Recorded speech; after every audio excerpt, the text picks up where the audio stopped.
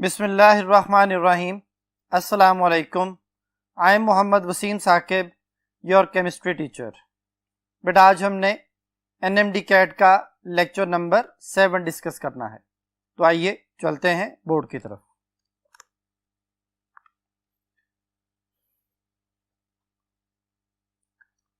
जी students, बेटा आज के हमारे टॉपिक का नेम है ग्रुप्स।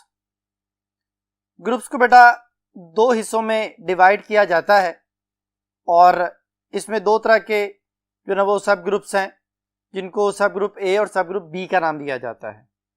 जो ए सब ग्रुप है उसमें एस और पी ब्लॉक्स आते हैं, जिनके एलिमेंट्स को नॉर्मल एलिमेंट या रिप्रेजेंटेटिव एलिमेंट्स कहा जाता है। और जो बी सब ग्रुप है इसमें डी और एफ ब्लॉक आते हैं और इनके एलिमेंट्स को ट्रांजिशन एलिमेंट्स कहा जाता है। ये तो ग्रुप की एक छोटी सी डेफिनेशन है, लेकिन आज का जो हमारा टॉपिक है वो बेसिकली एस ब्लॉक एलिमेंट्स से रिलेटेड है। तो एस ब्लॉक में दो ग्रुप आते हैं, 1A एंड 1B। तो हम इनसे रिलेटेड इनकी इलेक्ट्रॉनिक कॉन्फ़िगरेशन, इनकी केमिकल रिएक्टिविटी, इनके ऑक्सीजन के साथ वाटर के साथ जो रिएक्शंस हैं, इनकी केमिकल प्रॉपर्टीज में जो ट्रेंड है, इसी तरह जो अल्कलाइन अर्थ मेटल्स हैं उनकी रिएक्टिविटी, उनकी इलेक्ट्रॉनिक कॉन्फ़िगरेशन, इनकी ऑक्सीजन, वाटर, सल्फर या हैलोजेंस के साथ रिएक्शंस और उनकी फिजिकल और केमिकल प्रॉपर्टीज और उनके ट्रेंड के बारे में डिस्कस करेंगे। तो स्टार्ट करते हैं बेटा। सबसे पहली चीज है इलेक्ट्रॉनिक कॉन्फ़िगरेशन। इलेक्ट्रॉनिक कॉन्फ़िगरेशन बेटा हमें बहुत सारी इंफॉर्मेशन प्रोवाइड करती है, जिनमें चंद एक जो है वो आयोनाइजेशन एनर्जी, उसका पीरियड नंबर, उसका ग्रुप नंबर जो है वो जो ना सरे फहरिस्त है। जैसे यहाँ पे देखें, सोडियम की इलेक्ट्रॉनिक कॉन्फ़िगरेशन लिखी है कि 1s2 2s2 2p6 और 3s1। सोडियम में टोटल 11 इलेक्ट्रॉन्स हैं, वो इनके सब शेल्स में sp और उसमें 3s में आकेंडोर है। जो लास्ट शेल है वो हमें एक तो पीरियड नंबर बताता है, जैसे यहाँ पे 3 है तो इसका मतलब है कि सोडियम के जो नंबर ऑफ शेल्स हैं वो 3 है। एक्चुअली दो कॉन्सेप्ट हम बच्चों को याद करवाते हैं कि पीरियड नंबर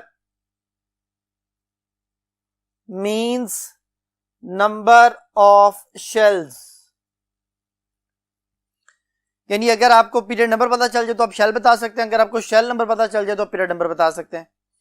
तो लास्ट जो हमारे पास आ रहा है वो थर्ड है, 3s है, तो हम 3 से ये नतीजा निकालते हैं कि इसमें टोटल नंबर ऑफ शेल जो है वो 3 है। और आखिरी शेल के जो इलेक्ट्रॉन्स हैं वो इसका ग्रुप नंबर होते हैं। तो ग्रुप नंबर मीन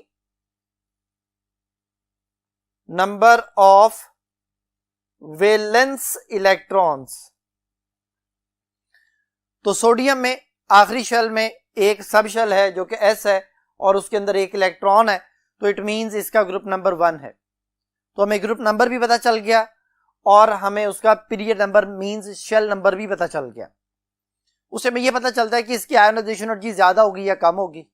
इसकी फर्स्ट आयोनाइजेशन एनर्जी कम होगी, सेकंड आयोनाइजेशन एनर्जी ज्यादा होगी, क्योंकि आखिरी शेल में एक इलेक्ट्रॉन है।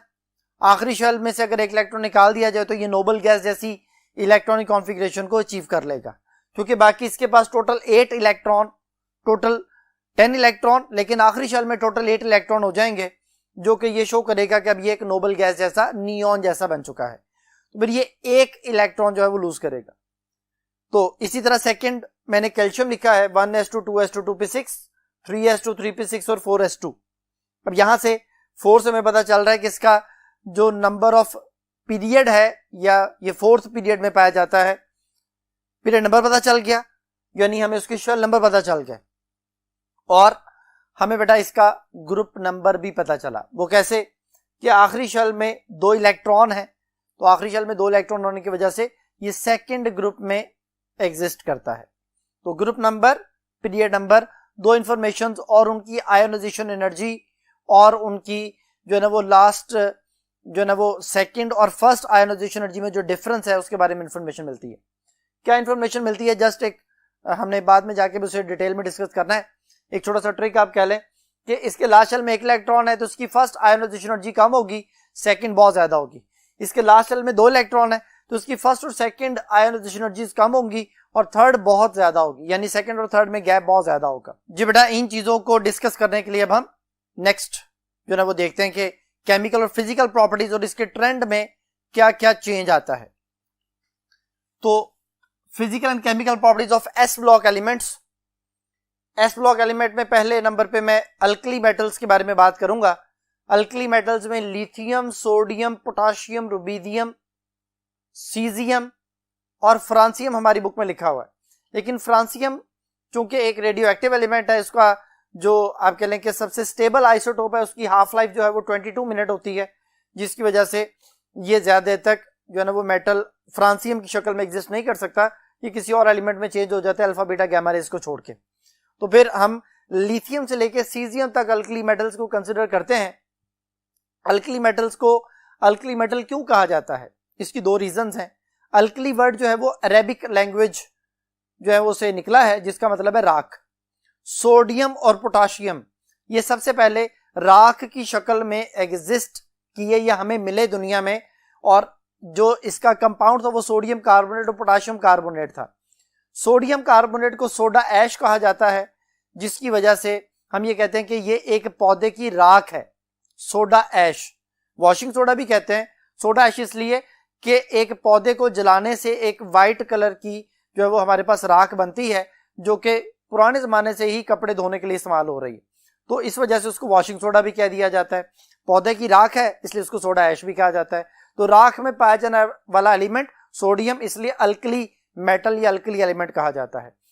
पोटाशियम जो है वो पोटाशियम कार्बोनेट की शक्ल में सबसे पहले मिला, जिसको पर्ल ऐश कहा जाता है, मोतियों की राख। तो मोतियों को जलाने से जो राख बनती है उसमें पोटाशियम कार्बोनेट होता है, तो ये भी राख की शक्ल में मिला। तो सोडियम और पोटाशियम जो कि राख की शक्ल में मिले, इस वजह से इनको राख में पाए जाने वाले एलिमेंट एशिज एलिमेंट या अल्कली एलिमेंट्स कहा जाता है। लेकिन अब डेफिनेशन चेंज हो चुकी है। अब हम अल्कली उसे कहते हैं जो वाटर सॉल्युबल बेस बनाए। तो NaOH, KOH, RbOH जो हैं ये ऐसी बेसिस हैं जो वाटर में आसानी से डिसॉल्व हो जाती हैं, इस वजह से इनको अल्कली जो है ना वो कहा जाता है कि वाटर सॉल्युबल बेस बनाने वाले एलिमेंट्स। अब इनकी फिजिकल और केमिकल प्रॉपर्टीज में सबसे पहले ये चीज आती है कि दे आर सॉफ्ट मेटल्स। ये सॉफ्ट मेटल्स होते हैं। सॉफ्ट मेटल मीन इनके मेल्टिंग और बॉइलिंग पॉइंट ज्यादा हाई नहीं होते, they have low melting and boiling point. बहुत ज्यादा हार्ड एलिमेंट नहीं है, मेल्टिंग बॉइलिंग पॉइंट कम होते हैं। हाईली रिएक्टिव है। हाईली रिएक्टिव होने का ताल्लुक बेटा इनकी आयोनाइजेशन एनर्जी के साथ होता है। आयोनाइजेशन एनर्जी जो है वो जितनी कम होगी उतना एलिमेंट रिएक्टिव होगा, यानी अपने इलेक्ट्रॉन आसानी से लूज कर देगा। जब अपने इलेक्ट्रॉन आसानी से लूज करेगा, दूसरे एलिमेंट की रिडक्शन करेगा। जब दूसरे एलिमेंट की रिडक्शन करेगा तो अपनी ऑक्सीडेशन करेगा, यानी हम ये कहते हैं कि जो अपनी ऑक्सीडेशन करता है वो रिड्यूसिंग एजेंट होता है। तो यहां पे मैंने लिखा है they are strong reducing agent, it means which oxidise itself. Oxidise. अब ऑक्सीडाइज का बच्चों को याद करवाने के लिए हम बच्चों को समझाते हैं LEO. Loss of electron is called oxidation. जो अपने इलेक्ट्रॉन लूज करेगा वो दूसरे एलिमेंट की रिडक्शन करेगा, यानी दूसरे के लिए वो रिड्यूसिंग एजेंट है, तो खुद वो अपने तौर पे वो क्या कर रहा है, अपनी ऑक्सीडेशन कर रहा है। तो ये अपने इलेक्ट्रॉन लूज करते हैं, इसलिए ये बहुत ज्यादा इलेक्ट्रोपॉजिटिव हैं। रीजन उनकी आयोनाइजेशन एनर्जी कम है। तो मेजर कॉन्सेप्ट हुआ less ionisation energy. Ionisation energy कम, हाईली इलेक्ट्रोपॉजिटिव, हाईली रिएक्टिव और अच्छे रिड्यूसिंग एजेंट। ये सारी बातों का दारोमदार उसकी आयोनाइजेशन एनर्जी पे है। मोस्टली जो ना जितने भी एलिमेंट इन दो ग्रुप में आते हैं 1A और 2A में, ये ज्यादातर फ्लेम टेस्ट प्रोवाइड करते हैं, यानी जब आप इनका HCl के साथ पेस्ट बना के फ्लेम में रखते हैं तो इनके फ्लेम कलर जो है वो आते हैं, जिसकी वजह से हम इनको आइडेंटिफाई करते हैं। पहले ग्रुप वालों की ऑक्सीडेशन स्टेट +1 होती है, यानी वो 1 इलेक्ट्रॉन लूज करते हैं। दूसरे ग्रुप वालों की ऑक्सीडेशन स्टेट +2 होती है, यानी वो 2 इलेक्ट्रॉन लूज करते हैं। तो they are uni and bivalent जो है ना वो आइंस बनाते हैं, और इसी वजह से ये आयनिक कंपाउंड भी जो है ना वो दुनिया में बनाते हैं। तो ये तो होगी एक जनरल जो है ना वो उनकी फिजिकल और केमिकल प्रॉपर्टीज। नेक्स्ट जो कॉन्सेप्ट है वो इनकी ट्रेंड इन केमिकल प्रॉपर्टीज में है। यहां पे हम रीजन बताते हैं बच्चों को कि फर्स्ट ग्रुप वालों की ऑक्सीडेशन स्टेट +1 फिक्स होती है, यानी अगर मैं बात करूं लिथियम की, सोडियम की, पोटाशियम की, रुबीडियम, सीजियम की, इन सब की ऑक्सीडेशन स्टेट +1 फिक्स होती है। फिक्स मीन कि जो मर्जी हो जाए इनकी ऑक्सीडेशन स्टेट +1 ही रहनी है, जिसके साथ मर्जी कंपाउंड बना लें +1 रहनी है। रीजन क्या है? उसकी रीजन बेटा ये है कि इनकी फर्स्ट आयोनाइजेशन एनर्जी बहुत कम होती है, वेरी लो, मींस अपने इलेक्ट्रॉन जल्दी से छोड़ देते हैं। लेकिन सेकंड आयोनाइजेशन एनर्जी बहुत हाई होती है। सेकंड आयोनाइजेशन एनर्जी ज्यादा होने की वजह से, वेरी हाई होने की वजह से ये सेकंड इलेक्ट्रॉन लूज नहीं करना चाहते। इतनी एनर्जी हम उसे रूम टेम्परेचर पे प्रोवाइड नहीं कर सकते कि एलिमेंट आसानी से वो इलेक्ट्रॉन लूज कर दे। तो सेकंड इलेक्ट्रॉन लूज नहीं करते, सिर्फ पहला इलेक्ट्रॉन लूज करते हैं। इस वजह से ये +1 ऑक्सीडेशन स्टेट जो है ना वो उसी को शो करते हैं, +2 ऑक्सीडेशन स्टेट शो नहीं करते। अब इसी कॉन्सेप्ट पे जब हम सेकंड ग्रुप वालों को देखते हैं तो उनकी ऑक्सीडेशन स्टेट +2 फिक्स होती है, यानी वो 2 इलेक्ट्रॉन लूज करके जो उनकी थर्ड आयोनाइजेशन एनर्जी है वो बहुत ज्यादा हाई होती है। इट मीन वो 2 से ज्यादा इलेक्ट्रॉन लूज नहीं करेंगे, वो सिर्फ 1 या 2 इलेक्ट्रॉन लूज करके जो है ना वो बस कर देंगे, क्योंकि उसके बाद वो स्टेबल इलेक्ट्रॉनिक कॉन्फ़िगरेशन को अचीव कर लेते हैं। तो यहाँ पे जो ट्रेंड इन केमिकल प्रॉपर्टीज के लिए जो देखें, आपके सामने एक स्क्रीन पे स्लाइड शो हो रही है, उस स्लाइड में देखें trend in chemical properties of alkali metals. तो पहली बात मैं बता चुका हूं इसमें कि लो आयोनाइजेशन एनर्जी की वजह से अल्कली मेटल्स रिएक्टिव होते हैं, और फर्स्ट आयोनाइजेशन एनर्जी कम और सेकंड आयोनाइजेशन एनर्जी ज्यादा होने की वजह से +1 ऑक्सीडेशन स्टेट उनकी फिक्स होती है। थर्ड पॉइंट जो यहाँ पे लिखा हुआ है स्क्रीन पे आपको नजर आ रहा है, the cations of alkali metals have low charge and large radius than the radius of any cation from the same period, so the lattice energy of their salts are relatively low. Consequently, most of the simple salts of the alkali metals are water soluble. Most of the salts are dissociated completely in aqueous solution, and hydroxide are among the strongest bases available. जी बेटा इसको अब मैं board पे समझाने लगा हूं। Sodium, magnesium, aluminium ये तीनों एक पीरियड के एलिमेंट हैं। सोडियम +1 ऑक्सीडेशन स्टेट शो करता है, मैग्नीशियम +2 ऑक्सीडेशन स्टेट शो करता है, और एल्यूमिनियम +3। अब सोडियम में देखें आप तो अगर काउंट किया जाए तो प्रोटॉन्स 11, इलेक्ट्रॉन्स भी 11 थे, लेकिन एक लूज कर दिया, अब 10 रह गए। मैग्नीशियम में 12 प्रोटॉन्स थे, इलेक्ट्रॉन भी 12 थे, लेकिन 2 लूज कर दिए, 10 रह गए। एल्यूमिनियम में 13 प्रोटॉन थे, इलेक्ट्रॉन भी 13 थे, लेकिन 3 लूज कर दिए, अब जो उसके पास 10 इलेक्ट्रॉन रह गए। अब तीनों में इलेक्ट्रॉन सेम है, सो दे आर आइसो इलेक्ट्रॉनिक, ये आइसो इलेक्ट्रॉनिक है। अब आइसो इलेक्ट्रॉनिक हो गए, इलेक्ट्रॉन तो सेम हो गए, तो फिर जिसका न्यूक्लियस सबसे ज्यादा पावरफुल है वो इलेक्ट्रॉन्स अपनी तरफ ज्यादा अट्रैक्ट करेगा, एटॉमिक साइज, आयनिक साइज स्मॉल हो जाएगा। यानी एल्यूमिनियम का आयनिक साइज सबसे स्मॉल हो गया, सोडियम का जो आयनिक साइज है वो सबसे ज्यादा है, तो sodium has largest ionic radius. अब आप किसी भी अल्कली मेटल को देख लें, ये जितने अल्कली मेटल आपके सामने लिखे हैं ये सारे हर पीरियड के फर्स्ट एलिमेंट हैं, जितने भी पीरियड पीरियडेबल में हैं वो सारे अल्कली मेटल से स्टार्ट होते हैं। तो फिर जब इनसे स्टार्ट होते हैं तो हम ये जानते हैं कि atomic size along the period जो है वो डिक्रीज होता है। तो फिर इनसे जो पीरियड स्टार्ट हो रहा है उनमें एटॉमिक साइज जब डिक्रीज होगा तो इनका लार्जेस्ट रेडियस होगा। जब लार्जेस्ट रेडियस होगा तो ऑटोमेटिकली जो इन पे चार्ज आएगा वो लेस फील होगा, तो हम ये कहते हैं कि इनकी चार्ज डेंसिटी लेस होती है। अब दो बातें यहां पे इकट्ठी हो गई कि साइज ज्यादा और चार्ज डेंसिटी लेस। उससे क्या होगा, अगर हम सेम नेगेटिव आयन यानी एनाइन के साथ इनका सॉल्ट बनाते हैं, जैसे फर्ज करें सोडियम क्लोराइड है, ये हम कंसिडर कर रहे हैं कि जी इसके साथ एक नेगेटिव आयन आ गया, इधर भी एक नेगेटिव आयन वही वाला आ गया, इधर भी नेगेटिव आयन जो है वो हमारे पास आ गया। अब अगर गौर किया जाए तो बॉन्ड लेंथ, इसके सेंटर से उसके सेंटर तक जो डिस्टेंस है वो बॉन्ड लेंथ है, इसके सेंटर से उसके सेंटर तक जो डिस्टेंस है वो बॉन्ड लेंथ है, इसके सेंटर से उसके सेंटर तक जो डिस्टेंस है वो बॉन्ड लेंथ है। बॉन्ड लेंथ सबसे स्मॉल एल्यूमिनियम में है, यानी यहां पे बॉन्ड लेंथ कम हो गई। उसे क्या होता है बेटा, उसे ये एक कॉन्सेप्ट है बॉन्ड लेंथ का और बॉन्ड एनर्जी का, ये एक रिलेशन है कि बॉन्ड लेंथ बॉन्ड एनर्जी एक दूसरे के इनवर्सली प्रोपोर्शनल होती हैं।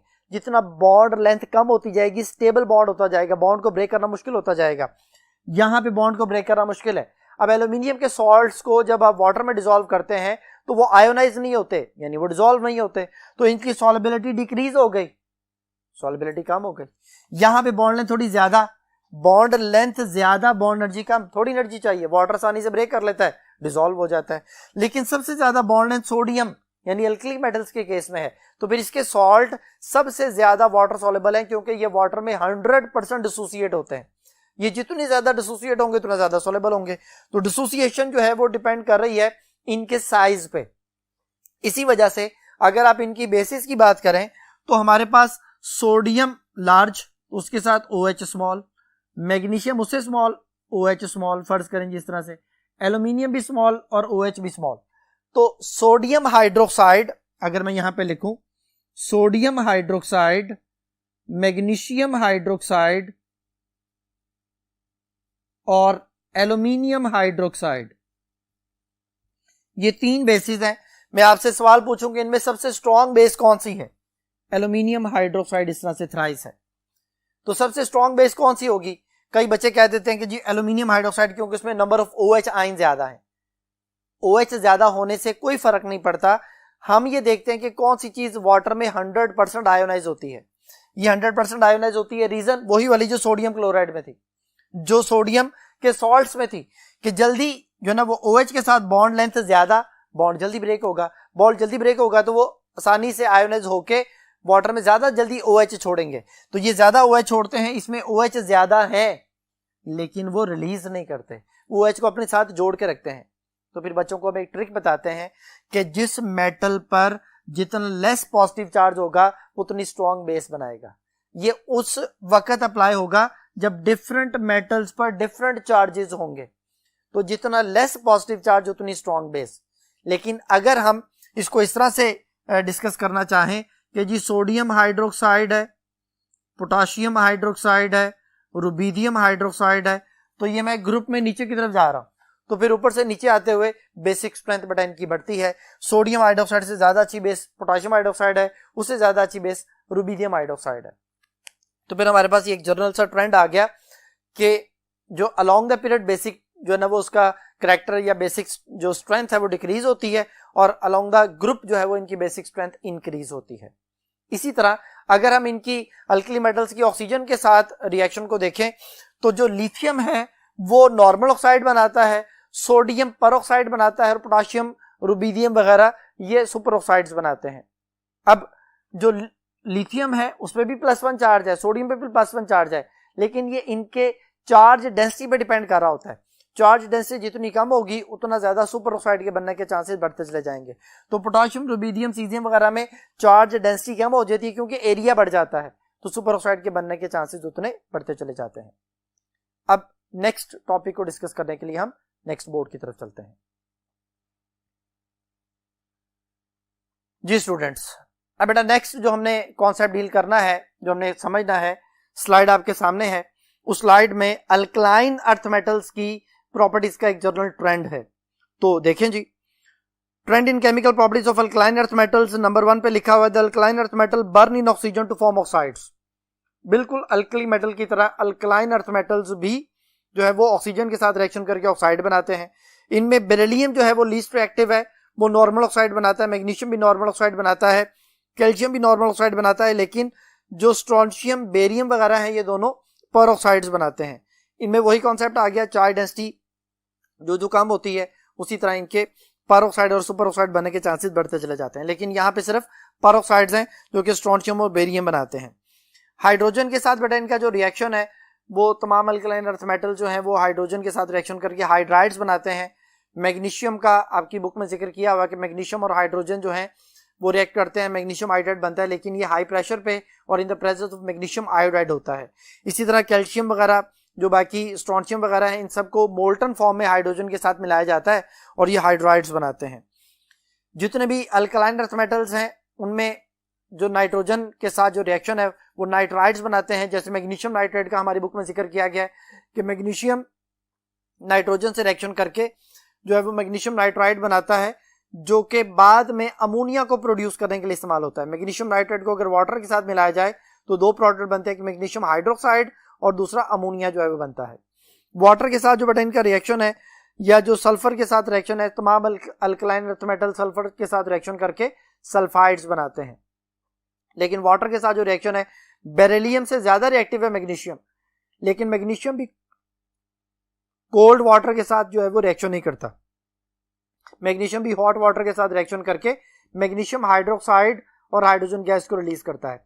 बेरिलियम रेड हॉट टेम्परेचर में भी वाटर के साथ रिएक्शन नहीं करता, यानी बेरिलियम इसमें लीस्ट एक्टिव है। एक्चुअली होता यह है कि बेरिलियम जो है वो जब वाटर में उसे अगर डिसॉल्व करने की कोशिश की जाए, वाटर में फेंका जाए, तो बेरिलियम के ऊपर जो है ना वाटर में मौजूद ऑक्सीजन बेरिलियम के ऊपर एक कोटिंग बना देता है, बेरिलियम ऑक्साइड, जो कि इतनी स्टेबल कोटिंग होती है, इनसॉल्युबल कोटिंग होती है कि वो इसे फर्दर अटैक से बचा लेती है। ये बात पेक्यूलियर बिहेवियर बेरिलियम में भी लिखी हुई है। अब जो चीज बेटा आपके साथ डिस्कस करने लगा हूं वो इनकी प्रॉपर्टीज हैं, प्रॉपर्टीज ऑफ अल्कली मेटल्स और अल्कलाइन अर्थ मेटल्स। अब हम ये देखेंगे कि डाउन द ग्रुप जब हम मूव करते हैं तो कौन कौन सी चीजें इंक्रीज होती हैं, कौन कौन सी चीजें डिक्रीज होती हैं। मैंने दोनों ग्रुप आपके सामने लिख दी है, lithium, sodium, potassium, rubidium, caesium, francium वगैरह।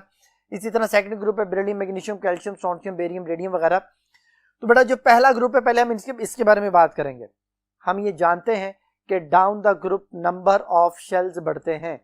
लिथियम में जो है ना वो 2 शेल होते हैं, तो सोडियम में 3 शेल हो जाते हैं, पोटाशियम में 4 शेल हो जाते हैं, रुबीडियम में 5 शेल हो जाते हैं, सीजियम में 6 शेल हो जाते हैं और फ्रांसियम में 7 शेल हो जाते हैं बेटा।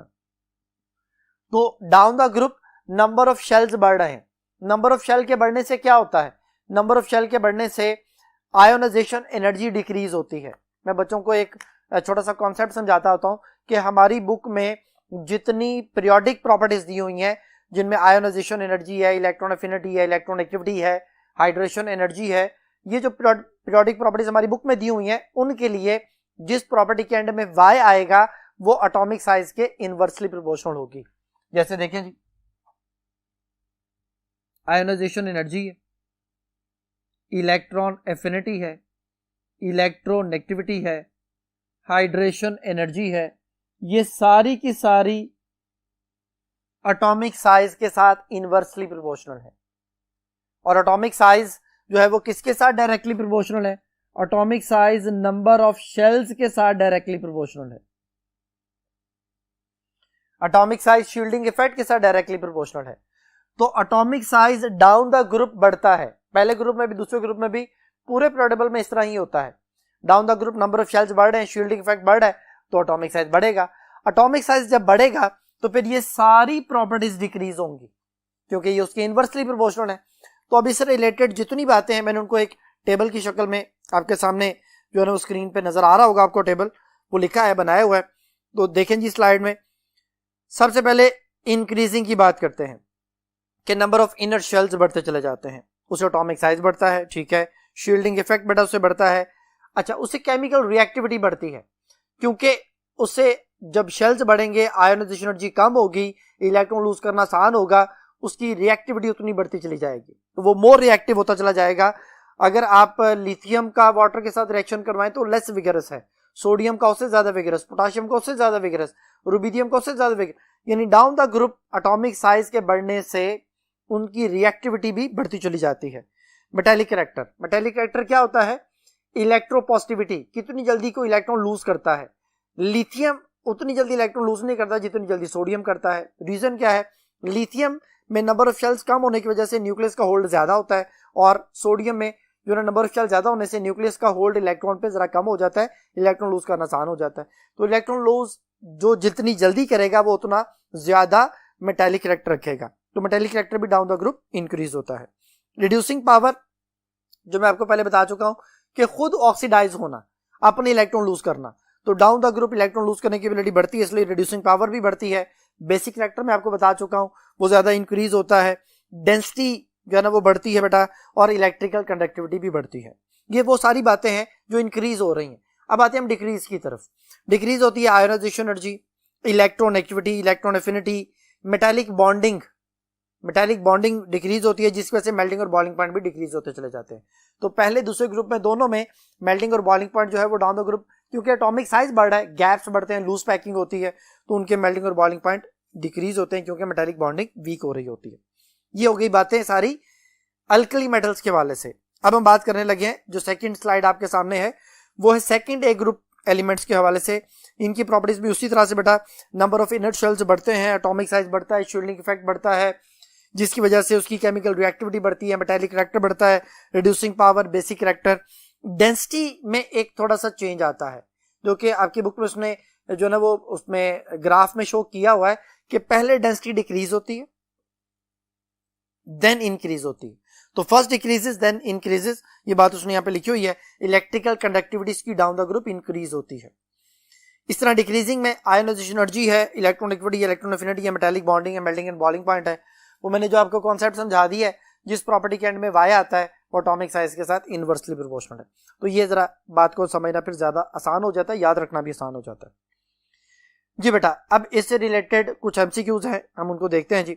All of the following properties in the s block element decreases down the group except, कहते हैं सारी प्रॉपर्टीज एस ब्लॉक एलिमेंट में डाउन द ग्रुप जो है ना वो डिक्रीज होती हैं सिवाय एक के। पहले नंबर पे आयोनाइजेशन एनर्जी है, ठीक है, ये डिक्रीज होती है।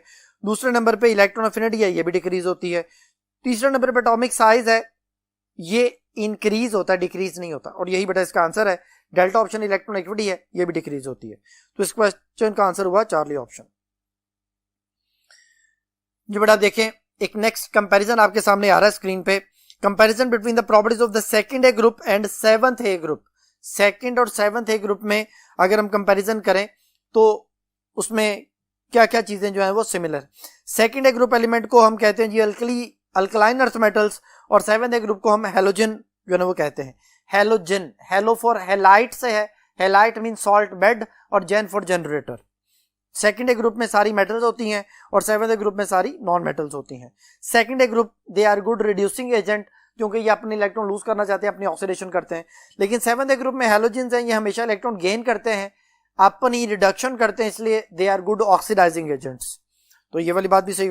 फिर आगे जी जो सेकंड ए ग्रुप है इनकी फर्स्ट आयोनाइजेशन एनर्जी कम होती है, लेकिन हेलोजन्स चूंकि मोस्ट इलेक्ट्रोनेगेटिव एलिमेंट होते हैं, ये दूसरों से इलेक्ट्रॉन छीनते हैं, इसलिए इनकी फर्स्ट आयोनाइजेशन एनर्जी बहुत ज्यादा होती है।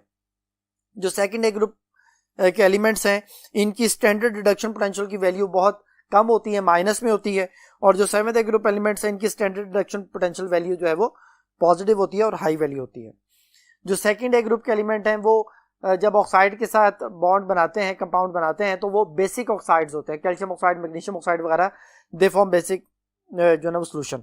और जो सेवंथ ए ग्रुप एलिमेंट्स हैं इनके जो ऑक्साइड्स होते हैं वो एसिडिक होते हैं। इनको बच्चों को मैं इस तरह से याद करवाता हूँ कि जितनी ज्यादा ऑक्सीडेशन स्टेट सेंट्रल एटम की होगी वो उतना ज्यादा एसिडिक होगा, और जितनी कम oxidation state central metal atom की होगी उतना वो ज्यादा बेसिक होता चला जाएगा। तो बेटा रिएक्शन आपके सामने है, उसी से रिलेटेड फिर क्वेश्चन भी आएगा। रिएक्शन में देखें जी, reaction of second group element with oxygen are given. Reaction दिए गए हैं। बेरिलियम का रिएक्शन ऑक्सीजन के साथ 800 डिग्री सेंटीग्रेड पे होता है, सेकंड चैप्टर में आपकी बुक में लिखा हुआ है। बेरिलियम ऑक्साइड बनता है।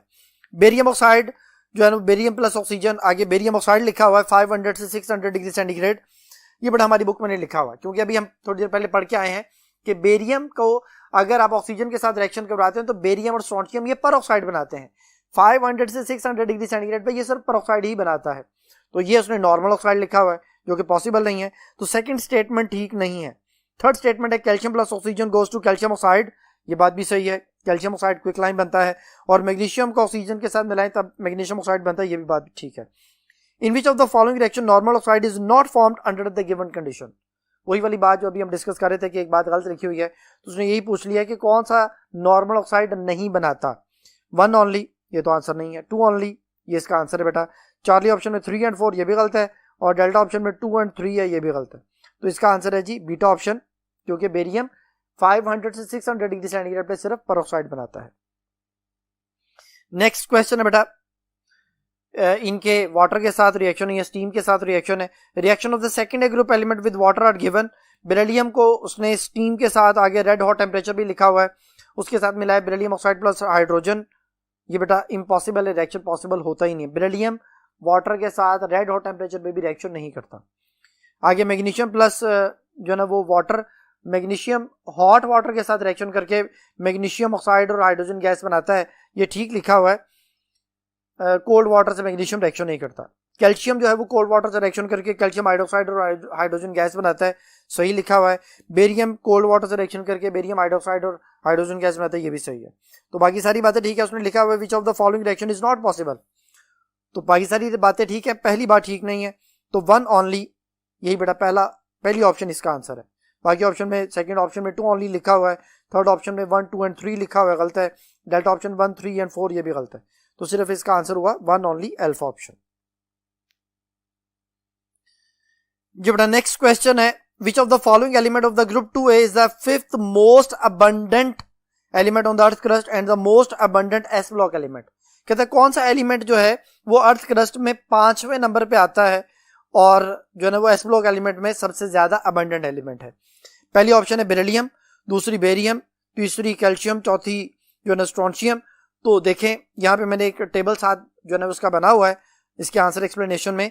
जो दुनिया में सबसे ज्यादा एलिमेंट एग्जिस्ट करता है अर्थ क्रस्ट में वो ऑक्सीजन है, तकरीबन 50%, 46.6 तकरीबन है उसकी परसेंटेज, 16 चैप्टर में लिखी हुई है। सिलिकॉन उसके बाद दूसरे नंबर पे 23% के करीब है, एल्यूमिनियम 8% है बेटा, आयरन 5% है, और जो 5th नंबर पे वो कैल्शियम है और ये 3.5% है। लेकिन ये उसमें सेकेंड ग्रुप में नंबर 1 पे है, मोस्ट अबंडेंट बनता है। तो कैल्शियम बेटा इसका आंसर हुआ चार्ली ऑप्शन। नेक्स्ट क्वेश्चन है बेटा इसी से related which of the following gases is released when magnesium react with nitrogen gas to form magnesium nitrate followed by the hydrolysis. मैंने भी कुछ देर पहले आपको पढ़ाया था कि मैग्नीशियम को जब नाइट्रोजन से रिएक्शन करवाया जाता है मैग्नीशियम नाइट्राइड बनता है। मैग्नीशियम नाइट्राइड को जब वाटर से मिलाया जाता है तो मैंने बताया था 2 चीजें बनती हैं, एक मैग्नीशियम हाइड्रोक्साइड बनता है और दूसरा अमोनिया गैस बनती है। तो यहाँ पे उसने यही बात की हुई है कि मैग्नीशियम को जब नाइट्रोजन के साथ मिलाएंगे तो जो मैग्नीशियम नाइट्राइड बनेगा जब आप उसकी हाइड्रोलिसिस करेंगे तो क्या बनेगा, तो बेटा अमोनिया गैस बनती है।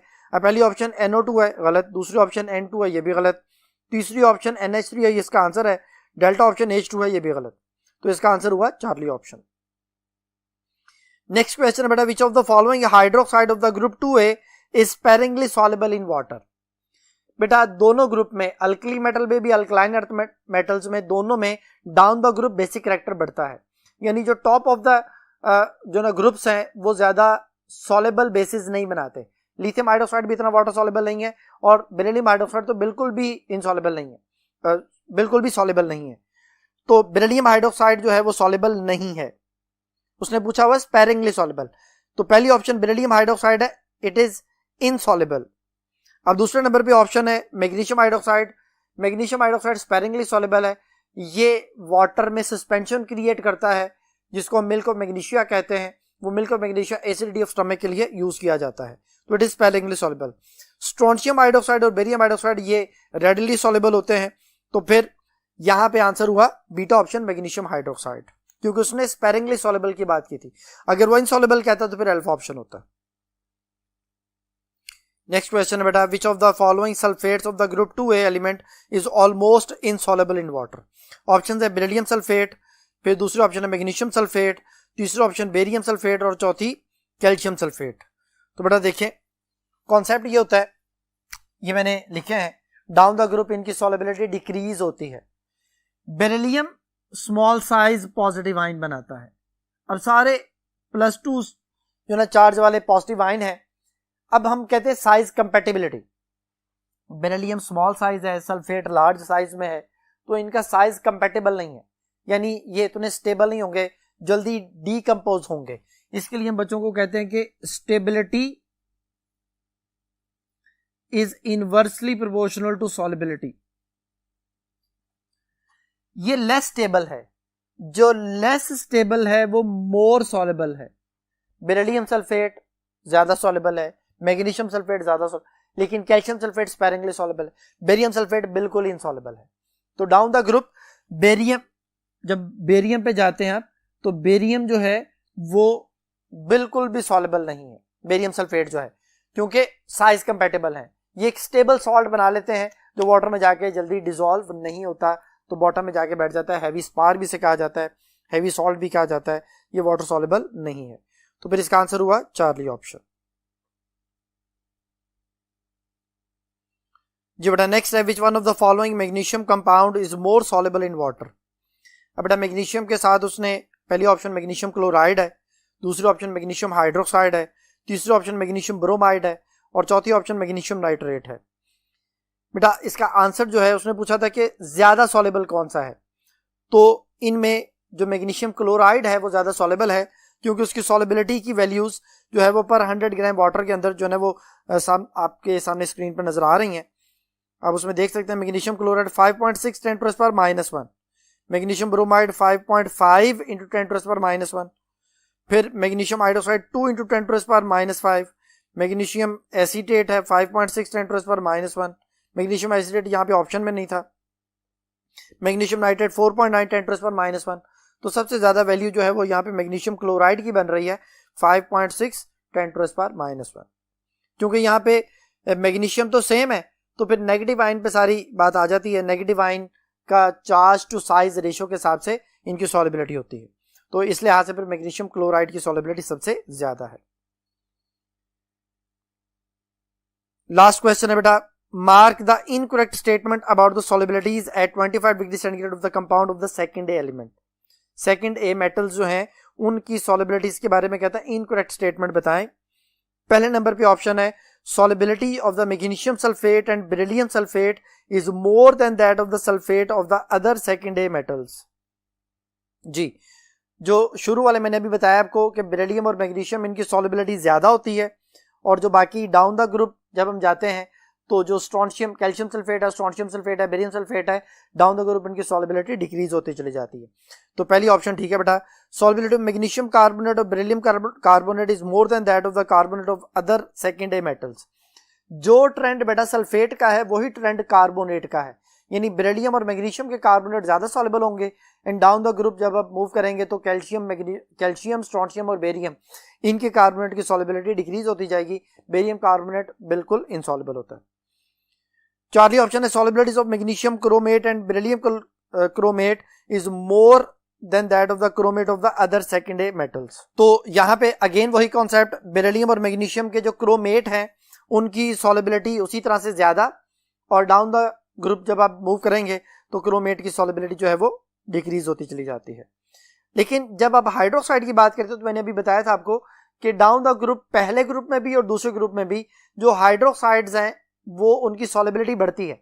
सॉलिबिलिटी बढ़ती है तो अच्छी बेसिस होती हैं, जैसे लिथियम हाइड्रोक्साइड से ज्यादा स्टेबल है sodium hydroxide soluble, lithium hydroxide से ज्यादा सॉलिबल सोडियम हाइड्रोक्साइड है तो वो ज्यादा अच्छी बेस है, सोडियम हाइड्रोक्साइड से ज्यादा सॉलिबल पोटेशियम हाइड्रोक्साइड ज्यादा अच्छी बेस है।